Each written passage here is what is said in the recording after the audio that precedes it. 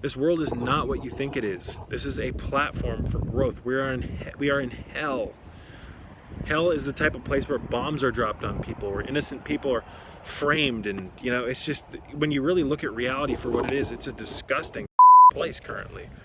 We make reality heaven again by seeking the kingdom of God. We attain the kingdom of God through the rising energy, the Christ consciousness, the Kundalini.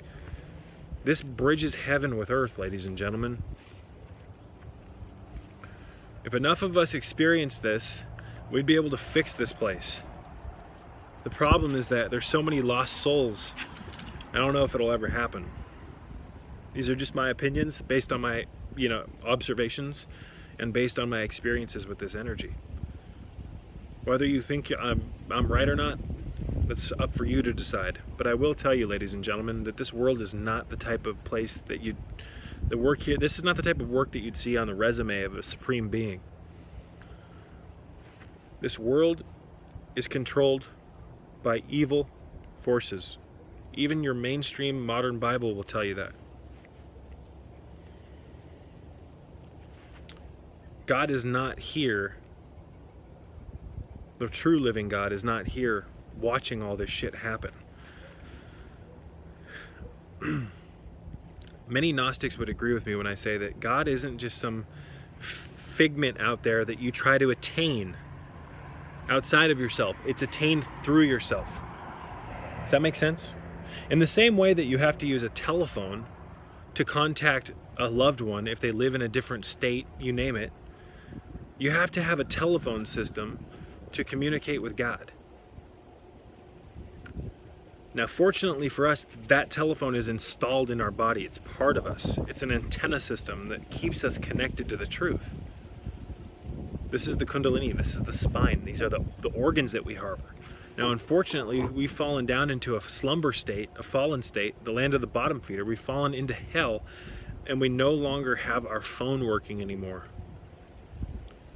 That phone system is the 33 vertebra of the human spine, the 33 steps on the stairway of heaven. The king and the queen's chamber, the pituitary and the pineal, and the right and left lobe of the brain. The logical mind, if you will, and the creative mind. The Kundalini, or the telephone system, is the cranial nerves, ladies and gentlemen, the 12 primary cranial nerves, which are the 12 apostles of Christ. We have within us the kingdom of God. It is within us. Christ is within you.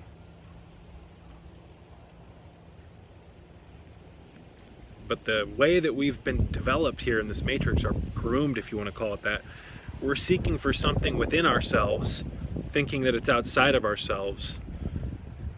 And it's kind of like, it leads to this energy, ladies and gentlemen, where you're kind of like the kid from the Paulo Coelho book, The Alchemist. Spoiler alert, if you haven't read it, I'm going to pretty much give you the what happens in that book in a couple of, I'm going to tell you what happens in the book. Jesus Christ, I can't speak today. Excellent book. I highly suggest reading it. I've tried reading other books from him. I'm not a big fan, but The Alchemist is incredible. And I really think it's interesting that he meets a man named Melchizedek in that book. There's some serious truth bombs going on in that book.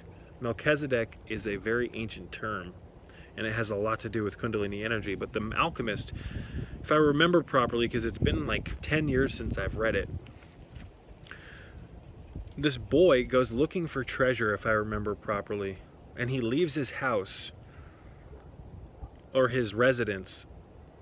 But what ends up happening is that he ends up finding at the end of the story that the treasure was underneath his damn home the whole time. He just didn't know it. So he left, he went outside of himself looking for something that was within himself, didn't find it, went through a hellish journey. I believe he even travels to Egypt and gets mugged and it's all this crazy shit. Then he comes back and the treasure that he was looking for is underneath his house. That is deep symbology, beautifully written. I love that book. I highly suggest it. I even recommend it to clients from time to time because reading that book can really help you kind of put the pieces together. That story can be taken in so many ways. It can be taken literally. It can be taken more symbolically, and that's really where that book shines, is the symbolism. But even if you just took that story literally, you can get benefit from it. You are what you've been looking for this whole time. You've just been taught and educated to think that you're nowhere near as special as you actually are.